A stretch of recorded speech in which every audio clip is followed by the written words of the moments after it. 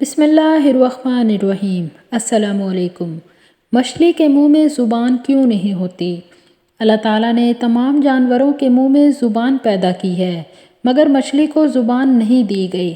اس کی وجہ یہ ہے کہ جب حکم خداوندی عز و جل سے فرشتوں نے حضرت آدم علیہ السلام کو سجدہ کیا اور ابلیس رجیم یعنی کہ مردود ہو کر مسخ شدہ بری صورت میں زمین پر پھینک دیا گیا تو وہ سمندروں کی طرف گیا تو اسے سب سے پہلے مچھلی نظر آئی جسے اس نے آدم علیہ السلام کی تخلیق کا قصہ سنایا اور یہ بھی بتلایا کہ وہ بحروں کے جانوروں کا شکار کرے گا۔